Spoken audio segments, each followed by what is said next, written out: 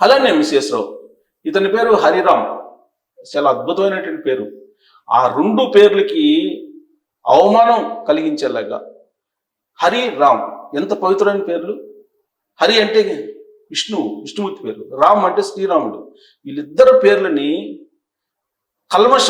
కలుషితం చేస్తూ ఇతను చేసినటువంటి నికృష్టమైనటువంటి పని ఏంటో తెలుసా? కాళేశ్వరం కార్పొరేషన్ ఎండీగా ఉంటూ ప్రజా సంపదను కొల్లగొట్టాడు, అవినీతికి పాల్పడినటువంటి నికృష్టపు ఉద్యోగితలు. ఇలాంటి వాళ్ళని చూస్తే నిజంగా ఉద్యోగులు ఎక్కువ మంది ఎలా ఉంటారు అని నేను పదే చెప్తుంటాను కదా. ఇలాంటి వాళ్ళని చూస్తే మీకు ఏమనిపిస్తుంది అనేది కూడా మీరు కామెంట్ చేయాలి ఖచ్చితంగా. ఇతని పేరు హరిరామ్, ఆ పేరుకే సిగ్గుచేటు, ఆ పేరు సిగ్గుపడుతుంది ఇతను చూసి. ఇతని మీద ఇరిగేషన్ శాఖ ఇప్పుడు ఆస్తులను జప్తు చేయాలని చెప్పేసి ఆదేశాలు జారీ చేస్తే 28 ఎకరాలు ఒక చోట, 6 ఎకరాలు బొమ్మల రామవరంలో 6 ఎకరాలు, హైదరాబాద్లో మరో చోట 28 ఎకరాలు, మొత్తం 34 ఎకరాలు. 34 ఎకరాల భూమి హైదరాబాద్ చుట్టుపక్కల ఉందండి. ఇతని ఆస్తి ఎంత ఉండాలి? ఇది కాకుండా జప్తు చేసినట్టు ఆస్తులు చెప్తున్నాను నేను. ఇంకా ఎంక్వైరీ జరుగుతుంది, ఇంకా జప్తు చేయాల్సినటువంటి ఆస్తులు ఉన్నాయి. ప్రాథమిక దశలోనే నేను చెప్తున్నాను. ఇప్పటి వరకు వచ్చినటువంటి ఇన్ఫర్మేషన్ ప్రకారం పటాన్ చెరువులో 20 గుంటలు భూమి పటాన్ చెరువులో, షేక్పేట, కొండాపూర్, ఈ 2 చోట్ల విల్లాలు. షేక్పేట, కొండాపూర్ అంటే హైదరాబాద్లో ప్రైమ్ లొకేషన్స్. ఈ 2 చోట్ల 2 విల్లాలు ఇతనికి. మాదాపూర్, శ్రీనగర్ కాలనీ, నార్సింగుల్లో 2 ఇళ్ళు, ఇండివిజువల్ హౌసెస్, G+4 2 ఇళ్ళు. ఎక్కడెక్కడ? Madhapur, Srinagar colony, Narsingi, prime locations. ఇవన్నీ కూడా కనీసం 20 కోట్ల నుంచి 10 నుంచి 20 కోట్ల రూపాయల విలువైనటువంటి ఆస్తులు ఇవి ఒక్కొక్క ఇల్లు. మాదాపూర్, శ్రీనగర్ కాలనీ, నార్సింగ్లో 2 ఇళ్ళు. అలాగే ఫ్లాట్లు, ఎన్ని ఫ్లాట్లు ఉన్నాయో తెలియదంట, ఇంకా లెక్కేస్తున్నారంట. కుత్బుల్లాపూర్, మిర్యాలగూడలో ఫ్లాట్లు, కుత్బుల్లాపూర్, మిర్యాలగూడ అక్కడ కూడా ఫ్లాట్లు. ఇక ఇది చాలక అమరావతిలో ఇతను స్థలం కొన్నాడు, అక్కడ పొలం కొన్నాడు. అక్కడ స్థలం అంటే 2 ఎకరాలు కొన్నాడు. అమరావతిలో స్థలం కొన్నాడు. కొత్తగూడెంలో ఒక బిల్డింగ్. ఇలా చెప్పుకుంటూ పోతే ఈయన ఆస్తులు చాలా ఉన్నాయి. హైదరాబాద్ నుంచి అమరావతి దాకా కొన్నాడు ఆయన. ఇతను సాధారణమైనటువంటి ఉద్యోగి. ఇతని జీతం నాకు తెలిసినంత వరకు 1,20,000 ఉంటుంది. 1,20,000 జీతం ఉన్నటువంటి కాళేశ్వరం కార్పొరేషన్ ఎండీగా పనిచేసినటువంటి ఇతను ఇన్ని ఆస్తులు సంపాదించాడనంటే మనం ప్రభుత్వ ఉద్యోగుల యొక్క తీరు ఎలా ఉంది? ఎక్కువ మందిది, అందరు కాదు. అదేమంటే మమ్మల్ని అందరిని అంటున్నారు అని చెప్పేసి అంటున్నారు. మేము అందరిని అంటలేదు. నిజాయితీ పనులని ఖచ్చితంగా గౌరవించాల్సిందే. వాళ్ళని ఖచ్చితంగా వాళ్ళకి అండగా ఉండాల్సిందే. కానీ ఇలాంటి వాళ్ళని సమాజం కనుక సహిస్తూ పోతే ఇలాంటి వాళ్ళు ఇంకా 10 మంది తయారవుతారు. ఇతని ఆస్తులు నేను చెప్పింది ఇంకా ఉంది లిస్టు. హైదరాబాద్ నుంచి అమరావతి దాకా కొనుగోలు చేస్తూ వెళ్ళిపోయాడు. హైదరాబాద్ చుట్టుపక్కల మొత్తం కొన్నారు. ఇప్పుడు నేను చెప్పినటువంటి ఆస్తులు, కేవలం నేను చెప్పినటువంటి ఆస్తుల వరకే కనీసం కొన్ని 100 కోట్ల రూపాయలు ఉంటాయి. కొన్ని 100 కోట్లు. ఇప్పుడు రాయదుర్గం దగ్గర మొన్న తెలంగాణ ప్రభుత్వం ఎలా వేస్తే 177 కోట్లు పలికింది ఎకరం. మరి ఇతను 34 ఎకరాలు ఉంది హైదరాబాద్ సరౌండింగ్స్లో. మరి ఒకవేళ 177 కోట్లు లేకపోయినా 50 కోట్లు వేసుకున్నా కానీ ఎకరం, మరి 34 ఎకరాలు ఎంత వేసుకోవాలి? అక్కడే నీకు 1,500 కోట్లు కనిపిస్తున్నాయి కదా సుమారుగా. మరి ఈ మొత్తం ఇతని సంపద, విల్లాలు ఏంటి ఇతనికి సంబంధించినవి. అలాగే శ్రీనగర్ కాలనీ, మాదాపూర్ ఇట్లాంటి ప్రైమ్ లొకేషన్స్లో 5 ఇళ్ళు ఉన్నాయి. ఇది కాకుండా మళ్ళీ మిర్యాలగూడలో పెద్ద బిల్డింగ్ కట్టాడు, విలాసవంతమైన బిల్డింగ్. అమరావతిలో పెద్ద ఎత్తున స్థలం కొన్నాడు. ఇవన్నీ లెక్కేస్తే ఎన్ని 100 కోట్లు ఉంటాయి? సుమారుగా 1,20,000 రూపాయలు ఉద్యోగం వచ్చేటువంటి ఒక ఉద్యోగికి ఇన్ని 100 కోట్ల రూపాయలు సంపాదించాడంటే ఉద్యోగులను ఏమనాలి? వీళ్ళు నెల జీతం 1వ తారీఖు ఇవ్వకపోతే ప్రభుత్వాన్ని దించేస్తాం, పడగొడతాం అని చెప్పి అంటారు. మాకు డిఎల్ రావాలి, లేకపోతే మాకు ఐఆర్లు రావాలి, లేదంటే మాకు పిఆర్సీ వేయాలి, ఇవన్నీ డిమాండ్స్ ఉంటాయి. మళ్ళా మా జీతాలు పెంచాలి, దీపావళికి దసరాకి మాకు పండుగ చేసుకోవడానికి డబ్బులు ఇవ్వాలి అని చెప్పి అడిగేటువంటి వాళ్ళు ఒకవైపు.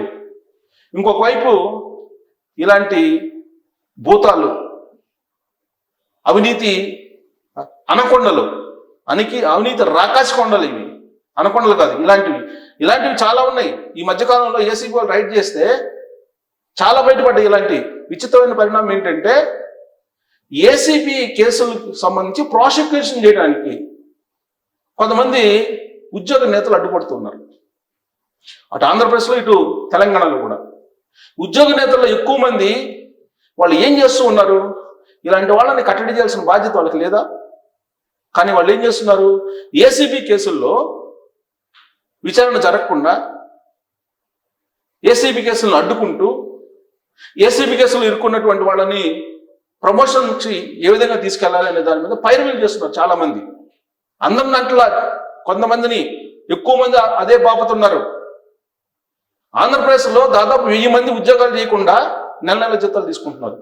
ప్రాంతానికి, కులానికి ఇలా సంఘాలు పెట్టేసుకొని ఆఫీస్ బేరర్స్గా కనీసం 1000 మంది ఉద్యోగ విధులు నిర్వహించకుండా జీతాలు తీసుకుంటున్నటువంటి వాళ్ళు ఉన్నారు సుమారుగా అంచనా వేస్తే. దీని మీద గత ప్రభుత్వం ఎంక్వైరీ చేసింది, ఇప్పుడున్న ప్రభుత్వం కూడా ఎంక్వైరీ చేసింది. అసలు ఎందుకు ప్రభుత్వ ఉద్యోగ సంఘాలని రద్దు చెయ్యకూడదు అనేటువంటి ఒక వాదం వచ్చేలాగా కొంతమంది వ్యవహరిస్తున్నారు. ఇటు తెలంగాణలో, ఆంధ్రప్రదేశ్లో 2 చోట్ల అవినీతి కేసులు పెరిగిపోతున్నాయి. ఏసీబీ ఇంకా వాస్తవంగా సరిగ్గా పనిచేయట్లేదు. ఏసీబీ కనుక వాస్తవంగా పనిచేస్తే ఎన్ని ఇలాంటి అనుకోండాలు బయటకు వస్తాయో. ఇవాళ సమాజంలో డబ్బులు ఉన్నాయని అంటే ఉద్యోగుల దగ్గర, కొంతమంది దగ్గర, అలాగే కొంతమంది రాజకీయ నాయకుల దగ్గర మొత్తం పోగుబడింది డబ్బంతా కూడా. అందుకే భారతదేశ వ్యాప్తంగా పరిస్థితి ఏంటి, మొత్తం సంపదలో 60% 1%కి వెళ్తే 40% మొత్తం 99% పంచుకోవాల్సిన పరిస్థితి వస్తుంది అని చెప్పి చెప్తుంది భారతదేశం. ఇలాంటి సిచ్యువేషన్ ఎందుకు వచ్చిందంటే ఇలాంటి దుర్మార్గుల కారణంగానే వచ్చింది. అందుకే గవర్నమెంట్ ఆఫ్ ఇండియా ఒక అంచనా వేసింది అసలు కరప్షన్ ఎంత ఉంది అని. కరప్షన్ చూస్తే ఇది కేంద్ర ప్రభుత్వం విడుదల చేసినటువంటి corruption chart, most corrupted departments in India. ఇది గవర్నమెంట్ ఆఫ్ ఇండియా అంచనా వేసి విడుదల చేసినటువంటి చార్ట్ ఇది. దీన్ని చూసి అవినీతి పరులైనటువంటి ఉద్యోగులు సిగ్గు తెచ్చుకోవాలి, అలాగే అవినీతి పరులైనటువంటి రాజకీయ నాయకులు తలదించుకోవాలి. ఇంకా మళ్ళీ అంటే వాళ్ళు ఏమంటారు తెలుసా, ఉద్యోగస్తులు కష్టపడతారు, రాజకీయ నాయకులు అవినీతి పాల్పడతారని కొంతమంది అంటారు. కనీసం ఇది చూసి ఆలోచించండి. నిజాయితీ పరులైనటువంటి ఉద్యోగులు కానీ, రాజకీయ నాయకులు కానీ ఖచ్చితంగా కించపరిచే అర్హత ఎవరికి లేదు. కేవలం అవినీతి పరుల గురించి మాత్రమే ఖచ్చితంగా పదే నిలదీస్తారు ప్రజలు. నిలదీసే హక్కు ఉంది. అందుకే రాజ్యాంగంలో పొందుపరిచినటువంటి 311ని రద్దు చేయాలి, ప్రభుత్వ ఉద్యోగులకు ఇచ్చినటువంటి రక్షణకు సంబంధించినటువంటి ఆర్టికల్ని రద్దు చేయాలనేటువంటిది ఢిల్లీలో నినాదం వినిపిస్తుందంటే ఇలాంటి వాళ్ళని చూసి కదా.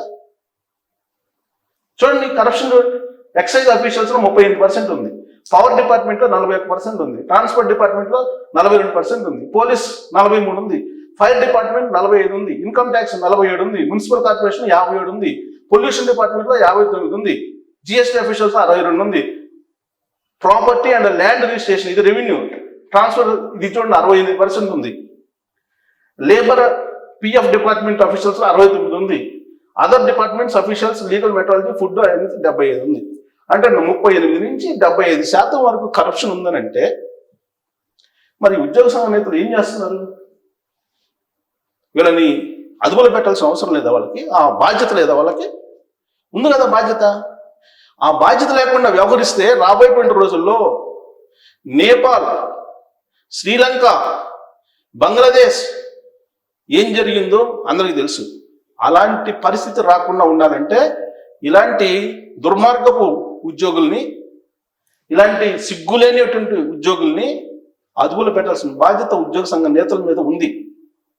లేదు మాకు హక్కులే కావాలి, బాధ్యతలు అవసరం లేదనుకుంటే రాబోయేటువంటి రోజుల్లో మరో నేపాల్, మరో బంగ్లాదేశ్, మరో శ్రీలంక భారతదేశంలో చూడటానికి ఎంతో దగ్గరలో లేదు. ఇప్పటికే అక్కడ ఢిల్లీలో మొదలైంది. జన్జడ్ ఏ విధంగా అయితే నేపాల్లో బయలుదేరిందో ఇక్కడ జన్జీ ఉద్యమం రావాలని చెప్పి రాహుల్ గాంధీ గారు చెప్తున్నారు. కేటీఆర్ గారు కూడా తెలంగాణలో చెప్తున్నారు. అది కనుక వస్తే ఏ విధంగా అయితే నేపాల్లో వెంటబడి వేటాడి అవినీతి కోరుల్ని కొట్టారో అలాంటి పరిస్థితి వస్తుంది. మరి అలాంటి పరిస్థితి రాకుండా జాగ్రత్త పడతారా, లేదంటే ఇలాంటివి జరుగుతూ ఉంటాయి కానీ మమ్మల్ని ప్రశ్నించకూడదని చెప్పి అంటారా? దీని మీద మీరు కామెంట్ చేయొచ్చు. Thank you.